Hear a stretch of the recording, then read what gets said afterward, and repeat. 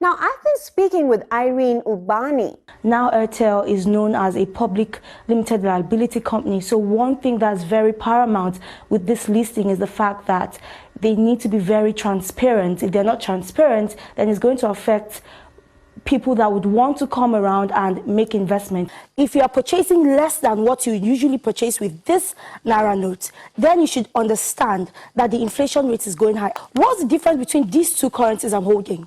One country is more of an import-dependent nation, and the other is more of an export-dependent nation. With Nigeria's population, ideally, it should be an added advantage if we were producing more than we consume. Regarding Moody's report, there are speculations that there are possibilities of access capital as well as the asset base also deteriorating over time. What strategies are being put in place to make this sustainable at some point in stabilizing the market?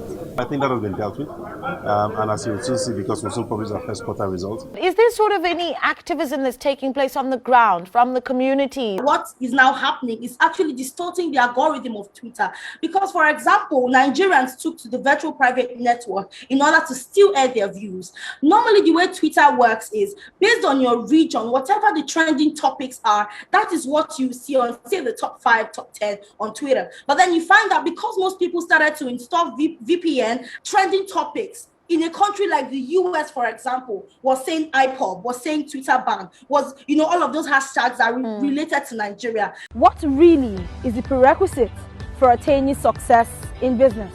I have spent several hours with a global business icon who has successfully built a $1 business into a multi-billion-dollar conglomerate. Join me on Business Insights with Irene. If this becomes a real money exchange. I would advise that before you get into cryptocurrency, you need to understand it. You have to bear the pain of going to learn about it.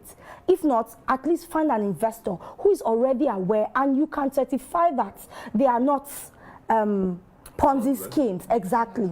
The near-term economic impact of COVID-19 is expected to be severe, while already high downside risks have increased. Even before the COVID-19 outbreak, Nigeria's economy was facing headwinds from rising external vulnerabilities. Is there any policy-wise and also, on the ground kind of situation? Oh, yes, of course. I must say that the Nigerian Investment Promotion Commission is actually doing a whole lot in terms of, showcasing our natural resources and even human capital, potential in the country to ensure that we get enough investments from external parties.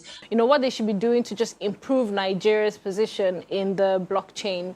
If the young population are so interested, can we come together and strengthen this particular industry? There's always another way out to perform these transactions, with or without the exchanges, and that is the fact. I am now joined by Irene'S, IMF's Senior Resident Representative and Mission Chief for Nigeria.